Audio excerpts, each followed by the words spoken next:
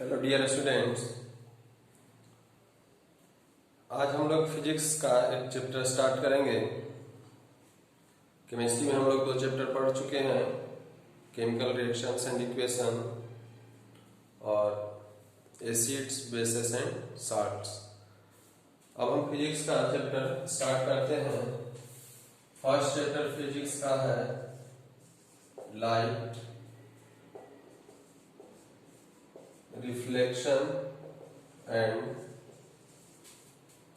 Refraction.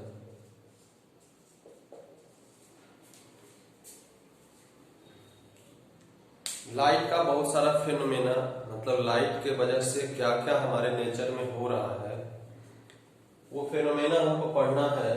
जिसमें कि इस चैप्टर में फर्स्ट चैप्टर जो आपका है लाइट, उसमें लाइट के 2 फिनोमेना के बारे में पढ़ना है। एक रिफ्लेक्शन है और दूसरा रिफ्रैक्शन। यानी कि लाइट का रिफ्लेक्शन होता है और रिफ्रैक्शन भी होता है। अभी क्या ये दोनों चीज है, ये हम बारी बारी से इसको समझेंगे। तो सबसे पहले रिफ्लेक्शन पढ़ेंगे, उसके बाद फिर रिफ्रैक्शन आएगा। देखेंगे रिफ्लेक्शन का क्या कंडीशन है, रिफ्रैक्शन का क्या कंडीशन है। तो 1 बाय 1 हम देखते हैं। पहले रिफ्लेक्शन को हम देखते हैं, किसको कहते हैं रिफ्लेक्शन। तो जैसे आप मान लेते हैं दीवार पे बॉल, रबर बॉल आप मारते हैं, फेंकते हैं, वो रबर बॉल बाउंस बैक होकर क्या आता है, आपकी तरफ फिर से वापस आ जाता है, या किसी आपके पास ना आके कहीं दूसरे जगह भी जाता हो। तो कहता है कि अगर जिधर आप बॉल फेंके उसके फिर उस अपोजिट डायरेक्शन में ही क्या आ गया, बॉल आ गया। मतलब अगर आपने कोई सरफेस यहाँ पे है, अगर इधर से कोई चीज आया, यहाँ से टकरा के फिर क्या हो गया, जिधर से आया है उधर ही वापस आ गया, तब वो क्या कहलाता है, बाउंसिंग बैक। बाउंसिंग बैक मतलब फिर से उसी तरफ वापस आ जाना। तो जैसे यहाँ पे हम बॉल हमारे वापस आ रहा है, वैसे ही लाइट भी क्या होता है, किसी सरफेस पे पड़ के टकरा के वापस आता है। तो वही bouncing back of light, bouncing back of light is called reflection of light. Reflection of light, light का बाउंसिंग बैक करना किसी सरफेस से रिफ्लेक्शन ऑफ लाइट कहलाएगा। तो ये बाउंसिंग बैक किस किस तरह के सरफेस से होगा, हो सकता है कोई सरफेस एकदम प्लेन हो सकता है कोई सरफेस रफ हो, उबड़ खाबड़ हो, उसमें हो सकता है कोई सरफेस स्फेरिकल हो। तो डिफरेंट सरफेस के बारे में पढ़ेंगे, डिफरेंट सरफेस पे रिफ्लेक्शन कैसे कैसे होगा। तो सबसे पहले हम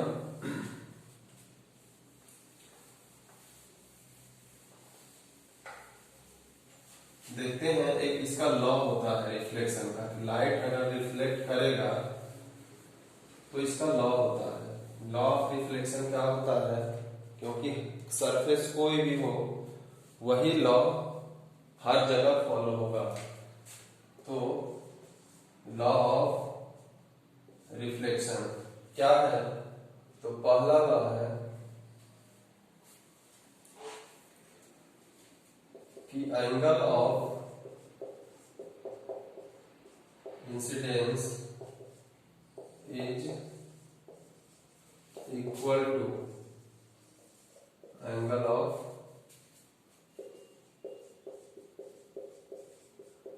reflection. Angle of incidence is equal to angle of reflection. इसको हम लोग सिंबॉलिक फॉर्म में लिख सकते हैं। एंगल आई बराबर एंगल आर। एंगल आई को हम इंसिडेंस एंगल जो होता है, एंगल ऑफ इंसिडेंस, उसको आई से रिप्रेजेंट करते हैं। रिफ्लेक्शन जो एंगल है, एंगल ऑफ रिफ्लेक्शन, उसको हम आर से प्रेजेंट करते हैं। दूसरा लॉ क्या है? दूसरा लॉ है incident ray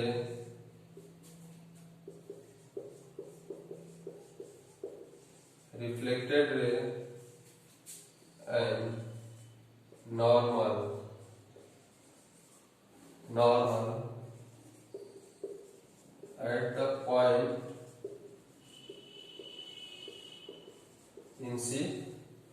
at the point of incidence all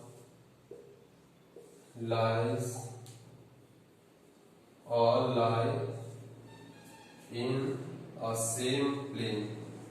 इसका मतलब क्या हुआ भी हम आपको समझाते हैं। जैसे हम एक सरफेस लेते हैं ऐसा, अब ये सरफेस इधर पेंट किया हुआ है, जहां पे ऐसा बना हुआ होगा मतलब इधर, जिधर बना हुआ उधर पेंट है, और जिधर नहीं बना है उधर मतलब क्या होगा, उधर रिफ्लेक्शन होगा। जैसे आप आईना, मिरर तो आप देखें, चेहरा अपना देखते हैं, तो उसमें क्या होता है, आप कभी अगर केवल वो कवर वगैरह हटा के आप देखेंगे तो देखेंगे जो ग्लास होता है, एक तरफ तो आप अपना चेहरा देखते हैं जिधर आपको दिखता है चेहरा, और उसके दूसरे तरफ आप देखेंगे तो वो सरफेस क्या होता है, पेंट किया हुआ होता है।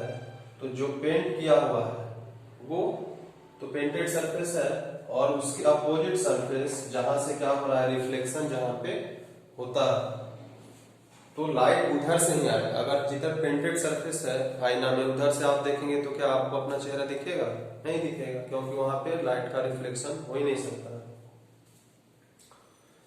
तो ये तो पेंटेड सरफेस है, जहां पे भी ऐसा सिंबल होगा तो लाइट कहाँ आएगा, पेंटेड सरफेस इधर से आएगा क्या? नहीं आएगा, पेंटेड सरफेस के उल्टा, जहां जिसको कि रिफ्लेक्टिंग सरफेस हम कहेंगे। तो मान लेते हैं कि इस पे कैसे भी एक लाइट ऐसा आया, कैसे भी पड़ रहा है, इधर से आया, एक यहाँ मान लेते हैं कोई बल्ब जल रहा होगा, हो सकता है उससे ये लाइट यहाँ पे आया। अब ये जहां पे आया वहां पे क्या होगा, जिस पॉइंट पे ये, जैसा ये मिरर है, प्लेन हो सकता है, स्फेरिकल हो सकता है, कैसा भी होगा, लेकिन इस सरफेस पे क्या होगा, यहाँ पे नॉर्मल खींचे, मतलब इस सरफेस और इसके बीच का एंगल कितना होना चाहिए, 90। नॉर्मल का मतलब 90 होता है। जैसे ये सरफेस है, अब ऐसा मतलब यहाँ पे 90 अगर होगा, इसका मतलब क्या होगा कि ये इसके नॉर्मल, तो वो नॉर्मल उसका खींचे।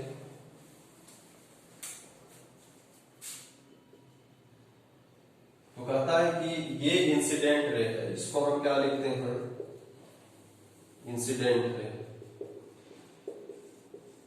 इंसिडेंट रे का मतलब ये रे पहली बार यहाँ पे आ रहा है, कहां पे, तो ये मिरर है, मिरर है, रिफ्लेक्टिंग सरफेस जो भी हो, तो मिरर, और ये है क्या हमारा, तो ये है नॉर्मल। कहां पे, normal at the point of incidence, ये पॉइंट ऑफ इंसिडेंस है, पॉइंट ऑफ इंसिडेंस। क्यों? क्योंकि मिरर पे तो इसी पॉइंट पे लाइट इंसिडेंट हुआ है, इसलिए ये पॉइंट, ये जो पॉइंट है, मान लेते हैं इसको अगर O से आप रिप्रेजेंट करते हो, तो O जो पॉइंट हुआ वो क्या होगा, पॉइंट ऑफ इंसिडेंस हुआ। तो नॉर्मल और इंसिडेंट रे के बीच में जो एंगल होता है वो एंगल I कहलाता है, यानी कि ये जो एंगल है वो क्या होगा, एंगल ऑफ इंसिडेंस। ये एंगल क्या होगा, एंगल ऑफ इंसिडेंस। तो पहला लॉ क्या है कि angle of incidence is equal to angle of reflection. तो ये इंसिडेंट रे यहाँ पे आया और टकराने के बाद वापस चला गया इधर, इधर से आया था, टकराया, फिर वापस उधर ही चला गया, डायरेक्शन चेंज हो गया है, बट क्या है, मिरर के उसी साइड है, जिधर से आया इधर से आ रहा है, और वापस भी क्या होगा, उधर चला जाएगा। तो ये जो टकरा के वापस गया, इसको हम बोलते हैं रिफ्लेक्टेड रे। और ये जो एंगल बनेगा यहाँ फिर नॉर्मल और रिफ्लेक्टेड रे के बीच का जो एंगल बनेगा वो एंगल आर होगा, यानी कि angle of reflection, angle of reflection. तो यहाँ पे कोई भी सरफेस होगा, कैसा भी सरफेस हो, ये प्लेन सरफेस हो, कर्व सरफेस हो, कैसा भी सरफेस हो, कहीं पे भी लाइट पड़ेगा तो ये रूल हर हाल में फॉलो होना ही होना है। तो कहता है कि यहां से क्या होगा, angle of incident is equal to angle of reflection, ये होगा। और दूसरा, incident ray, reflected ray and normal at the point of incidence, तीन चीज के बारे में बात किया है। पहला इंसिडेंट रे है, दूसरा रिफ्लेक्टेड रे है, और तीसरा normal at the point of incidence, normal at the point of incidence, यानी कि ये line.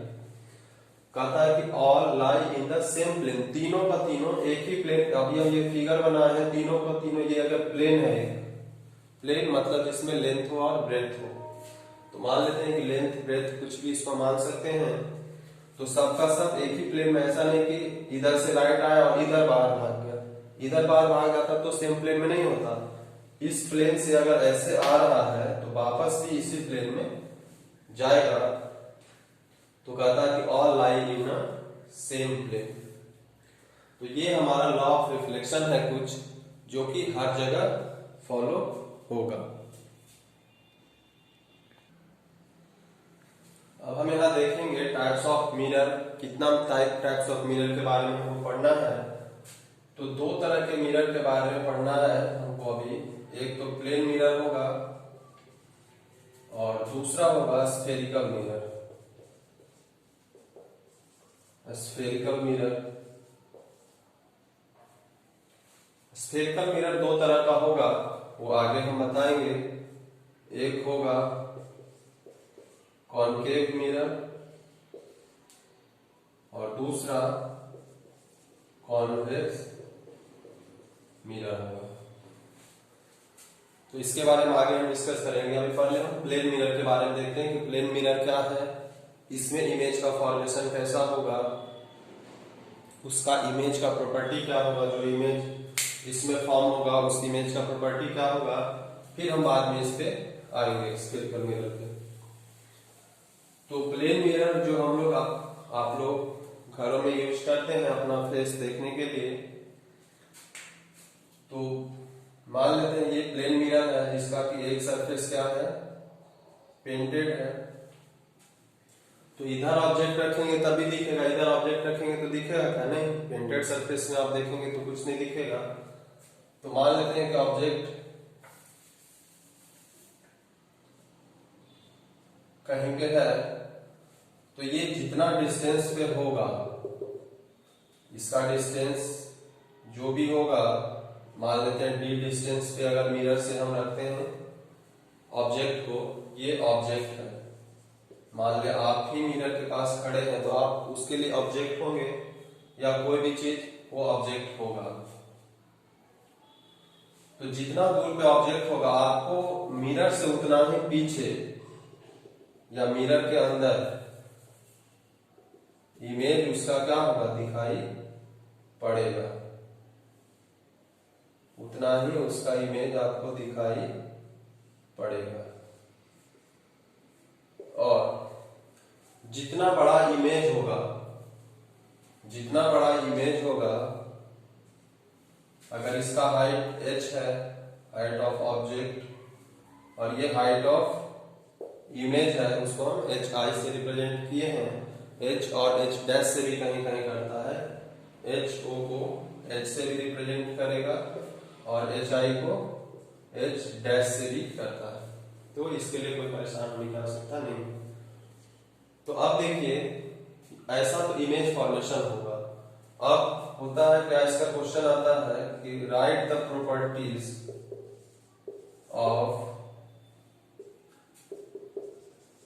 Image formed by plane mirror, image formed by plane mirror, मतलब प्लेन मिरर से जो इमेज का फॉर्मेशन हुआ उसका प्रॉपर्टी क्या होगा विथ रिस्पेक्ट टू ऑब्जेक्ट। ये हमारा ऑब्जेक्ट है, इधर वाला हमारा इमेज है, ये हमारा क्या है, मिरर। मिरर भी कैसा, तो प्लेन मिरर। प्लेन दिखने से प्लेन दिख रहा है।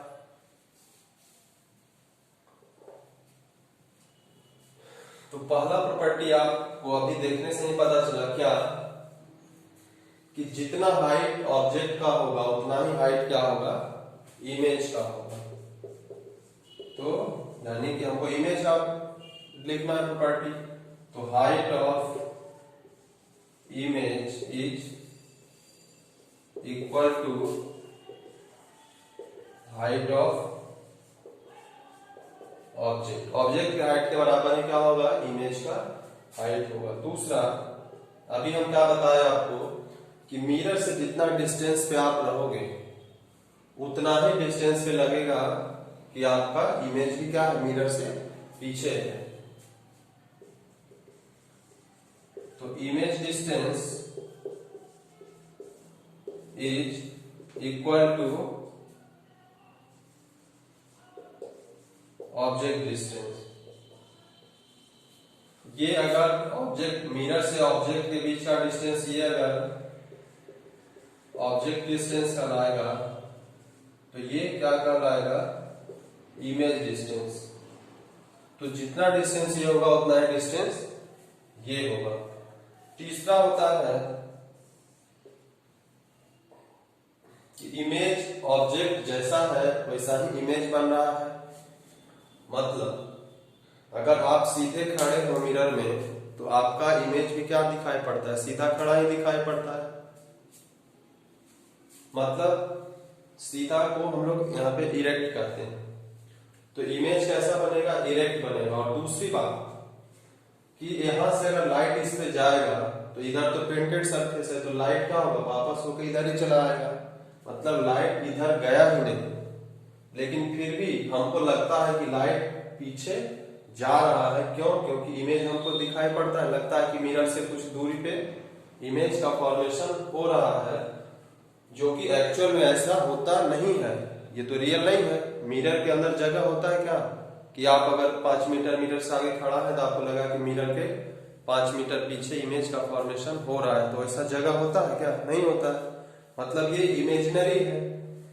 तो जो इमेज का फॉर्मेशन होगा वो कैसा होगा, पहला होगा कि इमेज इज वर्चुअल। मतलब वो रियल नहीं है, रियल है ही नहीं। क्यों रियल नहीं है, क्योंकि एक्चुअली में लाइट वहां जा ही नहीं रहा है, लाइट तो वापस पहले चला रहा है। जब तक एक्चुअल लाइट पास नहीं करेगा या एक्चुअल लाइट कट नहीं करेगा तब तक क्या होगा, वो वर्चुअल इमेज बनेगा। और जहां पे भी ध्यान रखिएगा कि जहां पे भी वर्चुअल इमेज बनेगा तो हमेशा virtual image is virtual and erect. जब भी कभी पूरे चैप्टर में जब भी कभी इमेज वर्चुअल होगा तो वो हमेशा इरेक्ट ही होगा, इन्वर्टेड नहीं हो सकता। ये दोनों साथ साथ चलता है, वर्चुअल इरेक्ट एक साथ चलता है। और अगर वर्चुअल नहीं है, इमेज रियल हो गया, तो जब रियल होगा तो इमेज क्या हो जाएगा, इन्वर्टेड, उल्टा हो जाएगा। तो ये प्रॉपर्टी हुआ इमेज वर्चुअल एंड इरेक्ट हुआ। चौथा प्रॉपर्टी होता है कि image is literally inverted. Literally inverted. अब ये लिटरली इन्वर्टेड क्या होता है, लिटरल इन्वर्जन क्या होता है। तो लेटर ये सब सारा प्रैक्टिकल चीज है, आप अपने घरों में करके देख सकते हैं। प्लेन मिरर तो हर किसी के घर में होता है, बहुत लोग के घर में बड़ा बड़ा मिरर भी होगा, प्लेन मिरर। तो लेटरल इन्वर्सन आपको देखना है तो आप मिरर के पास खड़े हो जाओ और आप अपने दाएं हाथ से खाना खाते हो, दाएं हाथ से खाना खा के देखो, तो आप मिरर में देखोगे कि आपका जो इमेज है, आपका इमेज लगेगा वहां पे कि वो क्या कर रहा है, वो बाएं हाथ से खाना खा रहा है। आप अपने दाहिने हाथ को छुओगे तो वहां पे लगेगा कि बाएं हाथ को छू रहा है, या दाएं हाथ से कुछ करोगे तो बायां लगेगा, बाएं हाथ से कुछ करोगे तो इमेज का दायां। यानी कि ऑब्जेक्ट का बायां, इमेज का क्या हो जा रहा है, दायां। यानी कि ऑब्जेक्ट का लेफ्ट उसके लिए राइट हो गया, इसके राइट उसके लिए लेफ्ट हो जाता है, वही चीज लेटरली इन्वर्टेड कहलाता है। लेटरल इन्वर्जन, लेटरल इन्वर्जन क्या कहलाता है?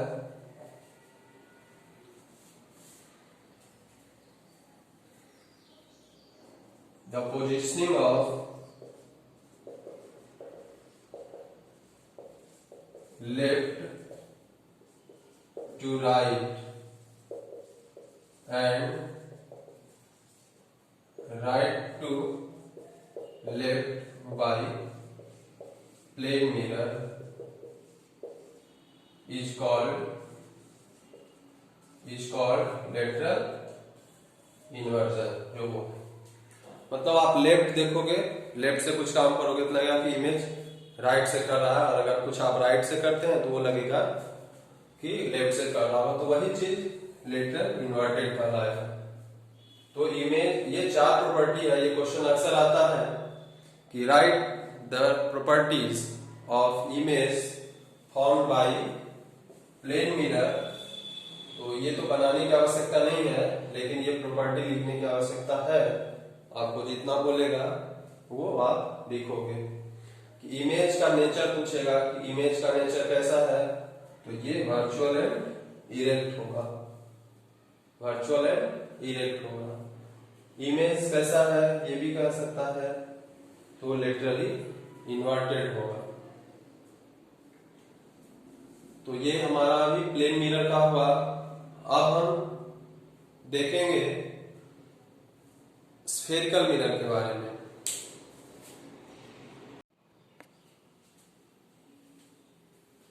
स्फेरिकल मिरर हम देखते हैं कैसे बनेगा, और इसका दो पार्ट हम बताए हैं। स्फेरिकल मिरर दो तरह का होगा, कनकेव होगा और कॉन्वेक्स होगा। स्फेरिकल मिरर दो तरह का होगा, एक कनकेव होगा और दूसरा कॉन्वेक्स होगा। बनता कैसे, सबसे पहले इसको बनाते कैसे हैं? तो कहता है एक हॉलो स्फेयर लेते हैं। हॉलो स्फेयर मतलब स्फेरिकल बॉल शेप हो गया, लेकिन अंदर से क्या होना चाहिए, वो खाली होना चाहिए, यानी अंदर मटेरियल नहीं है। अब इसका मान लेते हैं कोई एक सेक्शन कट कर लेते हैं। मान लेते हैं इतना कट किए तो क्या बचा, कट कर लिए तो ये वाला पार्ट हम हटा देते हैं, तो बचेगा ऐसा बच जाएगा, क्योंकि अंदर तो क्या है, खोखला है, ऐसा बचेगा। ये कट किया, अब ऐसा बचेगा।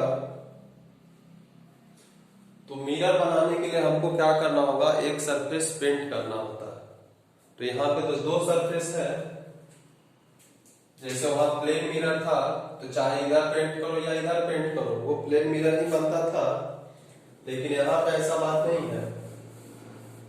यहाँ पे हमारे पास एक सरफेस है जो कि बाहर निकला हुआ है, ऐसा है ये सरफेस, और एक सरफेस कैसा है जो अंदर की ओर झुका हुआ। एक है बल्क आउटवर्ड और एक बल्क इनवर्ड। तो दो सरफेस से अगर दोनों को हम पेंट करते हैं तो उसके हिसाब से प्रॉपर्टी और इमेज का फॉर्मेशन भी अलग अलग तरीके से होगा। इसी वजह से नाम भी उसका अलग अलग होता है। तो कहता है कि या तो हम उसको क्या कर सकते हैं, बाहर पेंट कर दें, बाहर पेंट कर देंगे तो अंदर वाला सरफेस क्या होगा, रिफ्लेक्टिंग होगा, मतलब ऑब्जेक्ट हम इधर रखना होगा आपको। या फिर कहता है कि बाहर वाले को अब हम नहीं पेंट करेंगे, ये बाहर वाला ये अंदर, हम अंदर वाले को पेंट करते हैं। तो ये दोनों सेम मिरर नहीं होगा, दोनों अलग अलग प्रॉपर्टी होगा। अब देखो इसका नाम कैसे होता है, किसका नाम कॉनकेव होगा, किसका नाम कॉन्वेक्स होगा। कहीं पे भी आप अभी मिरर के बारे में पढ़ना है, आगे जब हम रिफ्रैक्शन पढ़ेंगे तब उसमें लेंस के बारे में पढ़ना होता है। यही कॉनकेव कॉन्वेक्स आता है, बट वो लेंस हो जाएगा नाम। वहां पे भी आपको कंफ्यूजन होगा कि किसको कॉनकेव मिरर है, कौन कॉन्वेक्स लेंस है, कौन कॉन्वेक्स मिरर है। तो नाम का आप एक ही बात याद रखिए कि जो सरफेस अंदर की ओर है झुका हुआ, मतलब अगर ऐसा है हाथ हमारा तो एक अंदर की ओर सरफेस है, एक बाहर की ओर है। तो जो अंदर की ओर सरफेस है वो सरफेस हमारा क्या कहलाता है, तो कॉनकेव सरफेस होगा। वो सरफेस क्या हो जाएगा, कॉनकेव। तो आउटर सरफेस क्या होगा, जो बल्क आउटवर्ड है वो सरफेस क्या हो जाएगा, कॉन्वेक्स सरफेस हो जाएगा। अभी हम सरफेस की बात कर रहे हैं, मिरर और लेंस की नहीं, सरफेस का, कि जो सरफेस अंदर की ओर झुका हुआ होगा वो कॉन्केव सरफेस हुआ, और जो सरफेस बाहर की ओर निकला हुआ है, स्फेरिकल मिरर के पार्ट में केवल हम बताया, ऐसा नहीं कि कहीं भी, तो वो बाहर की ओर जो निकला हुआ है वो कॉन्वेक्स सरफेस है। अब इसका नाम क्या होगा या इसका नाम क्या होगा, ये आप ही डिसाइड करोगे। कैसे, तो यहां पे देखिए, ये जो बाहर वाला सरफेस है उसको तो हम तो पेंट कर दिए हैं, बाहर वाले सरफेस को हम पेंट कर दिए हैं। इधर ऑब्जेक्ट अगर हम रखेंगे तो कोई फर्क पड़ेगा उसमें, दिखेगा क्या, नहीं दिखेगा। तो ऑब्जेक्ट को कहाँ रखना होगा, ऑब्जेक्ट को हमेशा इसके सामने रखेंगे। मिरर के सामने आप रखते हैं ऑब्जेक्ट को, मिरर के पीछे नहीं रखते हैं। तो मिरर के सामने जब ऑब्जेक्ट को आप रखेंगे, मतलब किस सरफेस के आगे आप ऑब्जेक्ट को रख रहे हैं, तो जो अंदर की ओर झुका हुआ है, अंदर की ओर यानी कि कॉनकेव सरफेस की ओर, कॉनकेव सरफेस की तरफ आप रख रहे हैं इसको, ऑब्जेक्ट को, तो इसका नाम क्या हो जाएगा, इसका नाम हो जाएगा कॉनकेव मिरर। मिरर क्यों, क्योंकि एक सरफेस पेंट किया हुआ। अब यहां पे आते हैं, अब इसमें आप देखिएगा कि जो अंदर की ओर सरफेस है वो तो हम पेंट कर दिए हैं, मतलब कॉनकेव सरफेस क्या कर दिए, हम पेंट कर दिए हैं। तो ऑब्जेक्ट कहाँ रखेंगे, इधर तो रख नहीं सकते, इधर ही कहीं रखना होगा। तो इधर ही कहीं अगर रखना होगा तो किस सरफेस के आगे हम रख रहे हैं, तो जो बाहर की ओर निकला हुआ सरफेस है यानी कि कॉन्वेक्स सरफेस, तो इसका नाम क्या हो जाएगा, इसका नाम हो जाएगा कॉन्वेक्स। और मिरर क्यों, क्योंकि एक सरफेस पेंट है। ये कॉनकेव मिरर, कॉन्वेक्स मिरर का नेमिंग है। आप सरफेस याद रखोगे, आगे लेंस चल के इसका यूज होगा। अब कोई भी कॉनकेव मिरर हो या कॉन्वेक्स मिरर हो, उसमें क्या क्या चीज होता है, सबसे पहले ये जान लेना भी काफी आवश्यक है। तो कहता है कि अभी मान लेते हैं कि जो ये जिस स्फीयर का ये पार्ट था जिससे कि हम कट करके निकाले, यही स्फीयर था, इसका थोड़ा सा काम हम कट करके ये निकाले थे। तो जो स्फीयर होता है उसका कुछ ना कुछ क्या होता है, रेडियस होता है, स्फीयर का रेडियस होता है। तो इसी स्फीयर का ये हम काट किए, इसका पार्ट है, स्फेरिकल पार्ट है, इसको कहते हैं। तो जितना रेडियस उसका होगा उतना ही रेडियस, एक सबसे पहले एक हम एक्सिस लेते हैं इमेजिनरी, अपने मन से जहां मन हो वहां खींच लो। वो एक्सिस क्या कहलाता है, तो ये एक्सिस जो है ये कहलाएगा principal axis, principal axis. Generally mirror जितना उसके बीच में खींचते हैं हम, है ना, यहाँ पे भी खींच लिया कि ये एक्सिस, यहाँ पे भी प्रिंसिपल एक्सिस कहला है। और प्रिंसिपल एक्सिस और मिरर जहां पे कट करेगा उसको हम एक पॉइंट बोलते हैं पी, पी से डिनोट करते हैं, और उसको बोलते क्या है, तो पोल। यहाँ पे भी क्या हो जाएगा, ये पी से डिनोट करेंगे और उसको क्या बोलेंगे, पोल। पोल को हम लोग पी से डिनोट करते हैं। अब पोल से ही जितना इसका रेडियस का नाम मतलब लेंथ है, यहां से उतना ही दूर यहाँ पे क्या हो जाएगा, सेंटर होगा। क्योंकि अगर यहाँ पे ऐसे रख के सेंटर ऐसे रख के करते हैं तो ये स्फीयर पूरा खींचा जा सकता है, उसी स्फीयर का एक थोड़ा सा पार्ट है, यहाँ पे भी ये स्फीयर खींचा जाएगा, उसका कहीं ना कहीं तो सेंटर होगा। तो वही डिस्टेंस जो यहाँ पे रेडियस है वहां पे इसका क्या हो जाएगा, रेडियस कहलाता है। यानी कि ये डिस्टेंस जो यहां से यहां तक जो डिस्टेंस होगा वो क्या होगा, रेडियस कहलाता है। वो क्या कहलाएगा, तो रेडियस कहलाएगा। एक चीज इसमें और होता है, ये डिस्टेंस, तो रेडियस हो गया। एक चीज इसमें और होता है कि जो पोल और सेंटर से बीच का जो पॉइंट होगा, इस दोनों का मिड पॉइंट पर होगा, उसको हम एफ से डिनोट करते हैं। एफ क्या है? तो एफ है यहाँ पे बीच के बीच में जो पॉइंट होगा उसको हम क्या करेंगे? एफ से डिनोट करेंगे। एफ क्या है? फोकस। उसको क्या करते हैं? फोकस करते हैं। और इसके फोकस और पोल के बीच का जो डिस्टेंस होगा, जैसे सेंटर और पोल के बीच का डिस्टेंस को हम लोग रेडियस बोले, उसी तरह से फोकस और पोल के बीच का डिस्टेंस को हम लोग स्मॉल एफ से डिनोट करते हैं। स्मॉल एफ से डिनोट करते हैं। और वो चीज क्या कहलाएगा? तो वो कहलाता है फोकल लेंथ। फोकल लेंथ को हम एफ से डिनोट करते हैं। और यहां पे आपको रिलेशन पता चल रहा होगा, इसको हम कैपिटल आर कर देते हैं।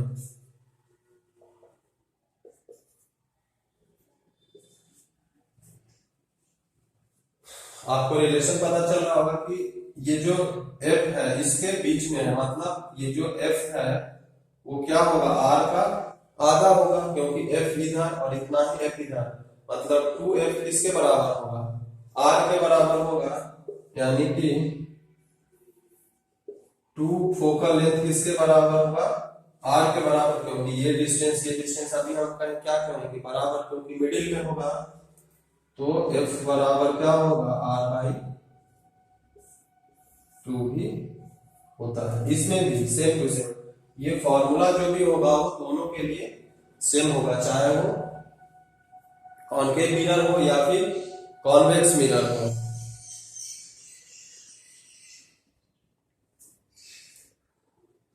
अब इस फोकस का क्या सिग्निफिकेंस है, सेंटर का क्या सिग्निफिकेंस है, पोल का क्या सिग्निफिकेंस है, ये तो आप डेफिनेशन की बात करें कि पोल किसको कहते हैं? तो a point where principal axis and mirror intersect each other is called pole of the mirror. जो भी मिरर कॉनकेव या कॉन्वेक्स है। फिर सेंटर किसको कहते हैं डिफाइन करना है। और ये जो सेंटर जो है सी, इसको हम बोलते हैं सेंटर ऑफ कर्वेचर।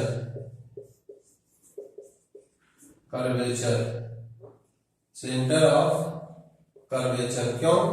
क्योंकि यहाँ पूरा का पूरा तो स्फीयर है नहीं कि सेंटर ऑफ स्फीयर कहेंगे। क्या है? एक छोटा सा पार्ट है, एक कर्व पार्ट है, जो कि यहाँ शुरू हो रहा है, यहाँ पे खत्म हो रहा है, लेकिन वो पार्ट स्फीयर का पार्ट है, इसलिए उसका सेंटर था।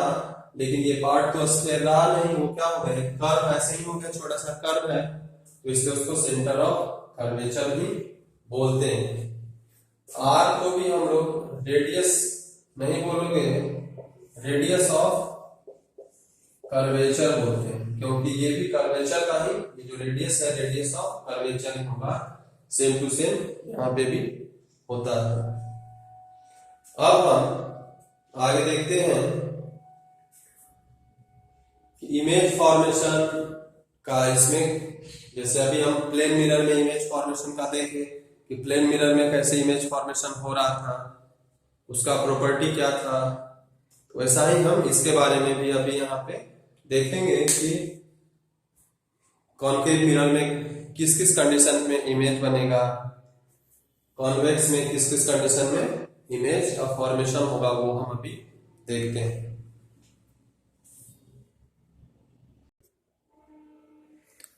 कॉनकेव मिरर में और कॉन्वेक्स मिरर में क्या होता है कि अगर कहीं दूर, अगर बहुत बहुत दूर अगर कोई ऑब्जेक्ट हो, तो उसका इमेज इसमें कैसा बनता है, उसका इमेज इसमें कैसा बनता है, इसको हम थोड़ा सा देखते हैं। तो कहता है कि इसमें क्या होगा कि ये बहुत दूरी पे है, एट इंफिनिटी, जैसे चांद सूरज बहुत ज्यादा दूरी पे है बट फिर भी हमको दिखाई पड़ते हैं, अगर हम मिरर में उसका इमेज बनाए तब भी इमेज बनता है। तो इस कॉनकेव मिरर में इसका इमेज कैसा बनेगा, तो कहता है कि जो भी यहाँ से लाइट इस पे आएगा, इमेज जो भी लाइट यहाँ पे ऑब्जेक्ट से क्या होगा मिरर पे आएगा, तो सारा का सारा लाइट टकरा के कहां से गुजरेगा, फोकस से गुजरेगा। इसमें ये पहला प्रॉपर्टी होता है। तो जहां पे ये लाइट इंसिडेंट हुआ, ये रिफ्लेक्टेड हुआ, तो लाइट जहां पे भी रिफ्लेक्टेड में मिलेगा वहीं पे इमेज का फॉर्मेशन होता है। तो इंफिनिटी पे अगर ऑब्जेक्ट है तो उसका इमेज का फॉर्मेशन कहां हो जाएगा, फोकस पे होगा। ये इमेज फॉर्मेशन अभी हम आगे और पढ़ेंगे, बट यहाँ पे ये समझिए कि कोई भी लाइट अगर कहीं से भी कॉनकेव मिरर पे आएगा तो वो फोकस से होकर के ही जाएगा। इस कंडीशन में क्या होगा कि मान लेते हैं कि लाइट ऐसा आया, इधर कहीं ऑब्जेक्ट रखा हुआ है, लाइट अगर इस पे आया तो लाइट इस पे आया तो क्या होगा, लाइट इधर आगे तो जाएगा नहीं। क्यों नहीं जाएगा, क्योंकि इधर तो पेंटेड सरफेस है, जैसे इधर पेंटेड सरफेस है तो लाइट आगे गया क्या, नहीं गया, बाहर ही वापस हुआ। तो ऐसे लाइट इधर नहीं जाएगा, वापस बाहर होगा। तो वापस जब बाहर होगा तो किस रास्ते को फॉलो करेगा, यहां तो फोकल लेंथ से या फोकस पॉइंट से चला गया। यहाँ पे क्या होगा कि ये कर्व आउटवर्ड है तो ये इधर नहीं आएगा, ये किधर जाएगा, ये भी लगेगा कि कहाँ आ रहा है, फोकस से ही आ रहा है, लेकिन चला जाएगा किधर, इधर चला जाएगा। सिमिलरली इधर से भी ऐसा ही है कि जब यहाँ पे आएगा तो लगेगा कि कहां से आ रहा है, फोकस से आ रहा है, लेकिन एक्चुअली उधर वो लाइट जाता ही नहीं है, बट इमेजिनेशन लगता है कि वो कहां से आ रहा है, फोकस से आ रहा है। जब भी ये लाइट क्या हो जाता है, डाइवर्ज हो जाता है। यहाँ पे लाइट क्या हो रहा है, लाइट कहीं से भी आ रहा है, एक पॉइंट पे कन्वर्ज हो रहा है, तो ये कन्वर्ज हो रहा है इसमें, और यहाँ पे लाइट क्या हो रहा है, वहां पे पड़ रहा है मिरर पे, एक इधर चला जा रहा है, दूसरा इधर चला जा रहा है, तो ये क्या हो गया, इसमें लाइट क्या हो रहा है, डाइवर्ज हो रहा है। इसीलिए कॉनकेव मिरर को क्या बोलते हैं, दूसरा नाम इसका क्या होता है, कन्वर्जिंग मिरर, और उसका दूसरा नाम होता है डाइवर्जिंग मिरर। तो ये इसका सिंपल नेम हुआ कि किसको हम कन्वर्जिंग कहेंगे, किसको हम डाइवर्जिंग कहेंगे, किस बेसिस पे, तो कॉनकेव मिरर में लाइट क्या हो रहा है, कन्वर्ज हो रहा है, उसमें क्या हो रहा है, डाइवर्ज हो रहा है। अब हम देखते हैं कि जो इमेज का फॉर्मेशन इसमें हमको होगा, या तो कॉनकेव मिरर में या कॉन्वेक्स मिरर में, वो किस किस तरीके से उसमें हो सकता है, कितना उसका कंडीशन हो सकता है। तो हमको बेसिकली यहाँ पे 4 कंडीशन के बारे में पढ़ना है। उस 4 कंडीशन में से कोई भी 2 का आप इस्तेमाल करोगे, जहां पे जैसा सुटेबल होगा, तो आप क्या कर सकते हो, इमेज का फॉर्मेशन कर सकते हैं। वो कंडीशन क्या है, कंडीशन आपको हम समझा देते हैं। सबसे पहले ये तो आपको अब समझ में आने लगा होगा कि कहीं पे मिरर बना हुआ है, तो वो मिरर कॉनकेव है या कॉन्वेक्स। जैसे ये मिरर कौन सा है, तो ये मिरर आपको लग रहा होगा कि कर्व पार्ट क्या इधर है, और जो पेंटेड किया हुआ किस पे, बाहर जो है उस पे पेंट किया हुआ, यानी कि ऑब्जेक्ट हम किधर रखेंगे, कर्व के सामने। तो कर्व वाला पार्ट क्या होता था, कॉनकेव, यानी कि ये सब क्या है, कॉनकेव मिरर है, और ये क्या है, कॉन्वेक्स मिरर। तो पहला कंडीशन ये है कि कोई भी लाइट अगर पैरेलल टू प्रिंसिपल एक्सिस आएगा, ये प्रिंसिपल एक्सिस हमारा है, ये इमेजिनरी एक्सिस है, हम मान लिए हैं बस। तो कह रहा है कि अगर हम पैरेलल टू प्रिंसिपल एक्सिस एक रे आता है, तो ये तो इंसिडेंट रे हुआ, तो रिफ्लेक्शन के बाद वो कहां से चला जाएगा, तो रिफ्लेक्शन के बाद वो कहां से चला जाएगा, फोकस से जाता है। ऐसा क्यों होता है, क्यों ऐसा होता है, तो होता क्या है कि कोई भी स्फेरिकल सरफेस जो होता है उसका नॉर्मल क्या है, जैसे इंसिडेंट रे ये हमारा अगर यहाँ पे हुआ इंसिडेंट रे, ये हमारा हो गया रिफ्लेक्टेड रे,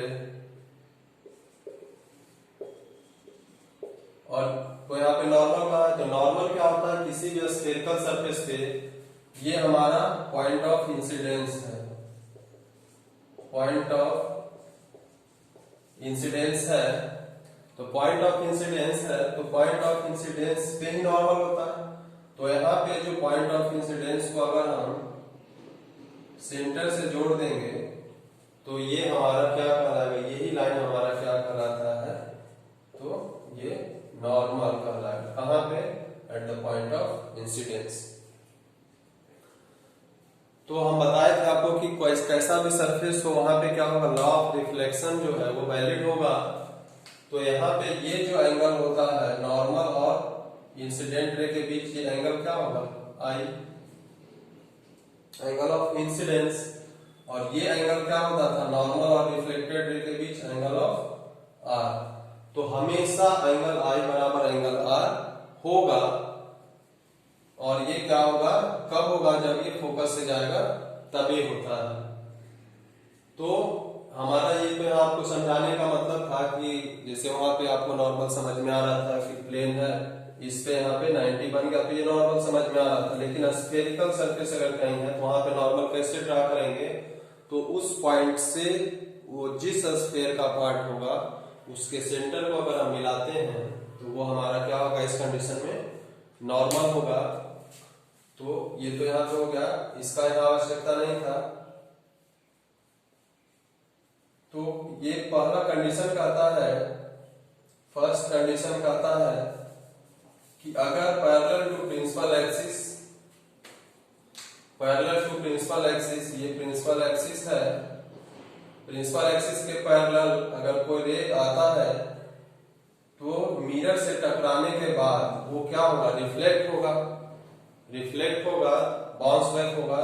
लेकिन वो जाएगा कहां से, तो जाएगा कहां से, तो वो फोकस से होके चला जाएगा। पहला, इसको आप वर्ड में भी लिख सकते हैं, if any rays of light comes parallel to principal axis, if any rays of light comes parallel to principal axis, then after reflection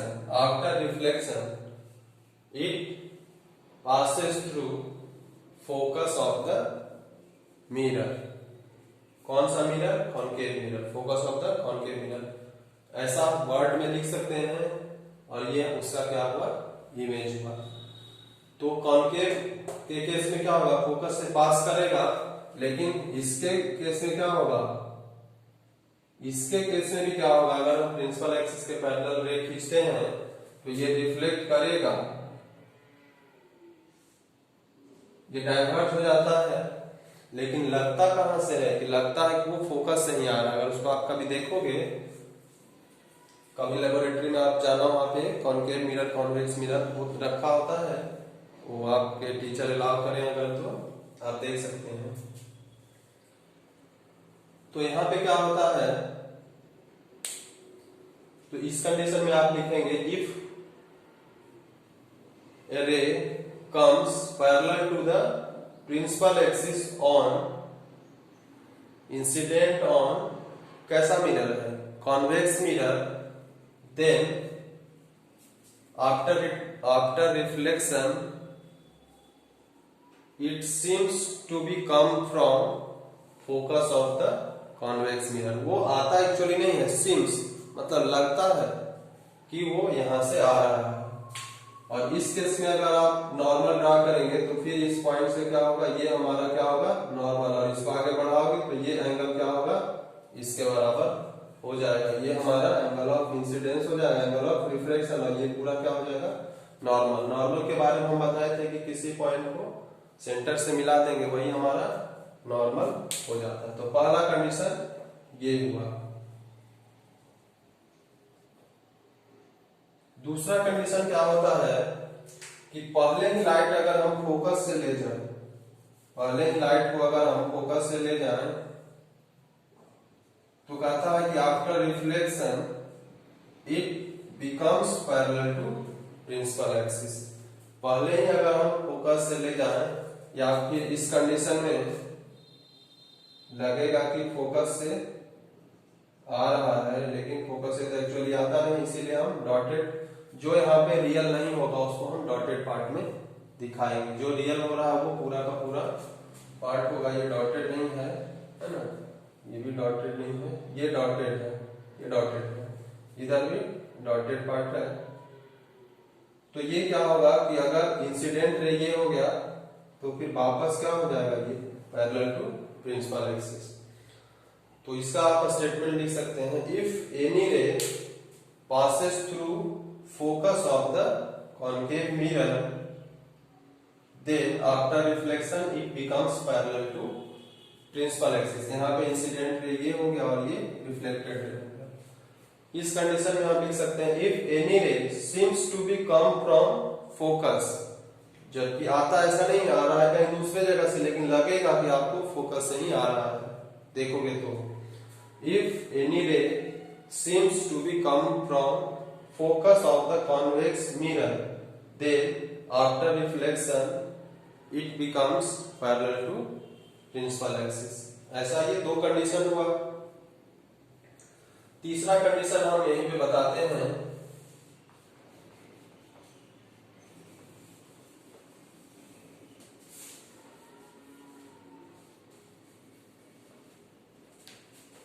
तीसरा कंडीशन है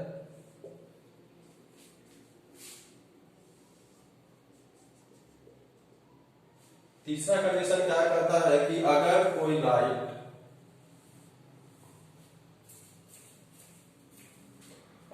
रे ऑफ लाइट सेंटर से पास करता है, सेंटर से पास करेगा अगर,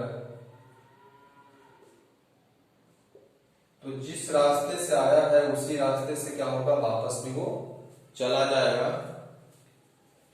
इस कंडीशन में क्या होगा, इस कंडीशन में लाइट तो इधर आएगा नहीं, लेकिन ऐसे आएगा और यहीं पे टकराएगा और वापस चला जाएगा। ऐसा क्यों होगा, तो मानते हैं कि अगर ये इंसिडेंट रे है तो लाइट इंसिडेंट पहले यहाँ पे हुआ, तो इसके कंडीशन में अगर ये इंसिडेंट रे है तो नॉर्मल कौन होगा, तो नॉर्मल भी देखिए कि इस पॉइंट को सेंटर से मिलाएंगे तो यदि लाइन क्या होगा, नॉर्मल भी होगा। तो नॉर्मल और इंसिडेंट रे के बीच कितना एंगल बन रहा है, 0, दोनों एक दूसरे के ऊपर ही है। तो रिफ्लेक्टेड रे और नॉर्मल के बीच में एंगल कितना बनना चाहिए, 0 ही बनना चाहिए। मतलब रिफ्लेक्टेड रे भी फिर क्या होगा, उसी पे होगा, यानी कि जिस रास्ते से आएगा उसी रास्ते से फिर क्या होगा, वो वापस चला जाएगा। यहाँ पे भी सेम वही है, जिस रास्ते से आ रहा है उसी रास्ते से टकराने के बाद वापस चला जाएगा, लेकिन लगेगा कहाँ कि वो सेंटर से आ रहा है या सेंटर को जा रहा है।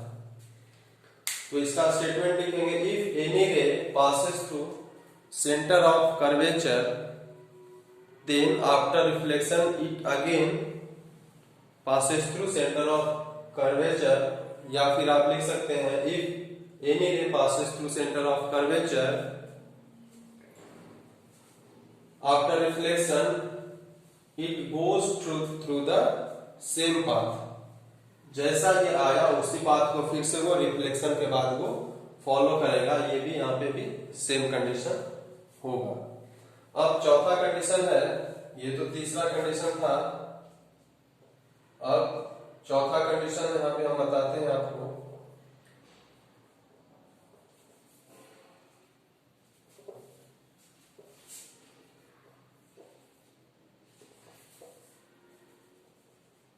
चौथा कंडीशन क्या है कि अगर कोई भी रे डायरेक्ट पोल पे आता है,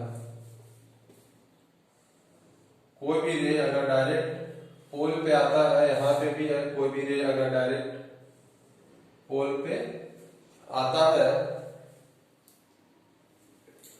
तो पोल पे आया, इंसिडेंट रे है, ये सेंटर से इस पॉइंट को मिलाएंगे नॉर्मल, तो जितना एंगल यहां पे बना है ये एंगल ऑफ इंसिडेंस हो जाएगा, तो उतना ही एंगल बना करके इधर क्या हो जाएगा, ये फिर से रिफ्लेक्ट कर जाएगा। तो जितना एंगल यहाँ पे बनाएगा इंसिडेंट होगा, उतना ही एंगल बना के इधर क्या हो जाएगा, फिर से वो रिफ्लेक्ट हो जाए, यानी कि एंगल ऑफ इंसिडेंस बराबर एंगल ऑफ रिफ्लेक्शन यहाँ पे फॉलो होगा। तो ये 4 तरह का कंडीशन है जिसमें किसी भी 2 का इस्तेमाल आप करके इमेज फॉर्मेशन कर सकते हैं। अब डिफरेंट कंडीशंस पे, यानी कि कॉनकेव मिरर में कितना कितना तरह से इमेज बनता है, यानी ऑब्जेक्ट जब हम बहुत दूर रखेंगे तब इमेज कहाँ बनेगा, ऑब्जेक्ट सेंटर के पास रखेंगे तब इमेज कहाँ बनेगा, ऑब्जेक्ट को अगर सेंटर पे रख दें तब इमेज कहाँ बनेगा, ऑब्जेक्ट को सेंटर फोकस से बीच के रख दे तब कहाँ बनेगा, फोकस पे रख दे तब कहाँ बनेगा, फोकस पोल के बीच में रख दे तब इमेज कहाँ बनेगा। वो सब अलग अलग कंडीशन है, ऐसा नहीं कि कहीं पे भी ऑब्जेक्ट रख तो इमेज कहीं एक ही जगह बनेगा, ऐसा नहीं है। इमेज ऑब्जेक्ट का पोजीशन अगर चेंज होता है तो इमेज का पोजीशन भी चेंज होगा। तो उसी का ये उसमें यही 4 कंडीशन का इस्तेमाल होगा। कॉनकेव मिरर में अगर हम बनाएंगे तो कॉनकेव मिरर का 4 कंडीशन में से कोई भी 2 मिनिमम 2 चाहिए इस्तेमाल करेंगे। कॉन्वेक्स मिरर का अगर हम पढ़ेंगे तो कॉन्वेक्स मिरर वाला कंडीशन हम वहां पे क्या करेंगे, इस्तेमाल करेंगे। तो इसमें आप अगर इतना आप समझ गए हैं तो अगले वीडियो में हम इसका अगले लेक्चर जो होगा उसमें हम डिफरेंट इमेज फॉर्मेशन हम आप बताएंगे, डिफरेंट कंडीशन पे इमेज का फॉर्मेशन कहाँ पे हो रहा है, इमेज का ऑब्जेक्ट कहाँ है, इमेज का फॉर्मेशन कहाँ पे होगा डिफरेंट पोजीशन पे। तो इसको हम यहीं पे इस लेक्चर को समाप्त करते हैं। ये चैप्टर आपके लिए शायद नया होगा, थोड़ा ध्यान से देखिएगा। तो आज इतना ही रहने देते हैं। Thank you.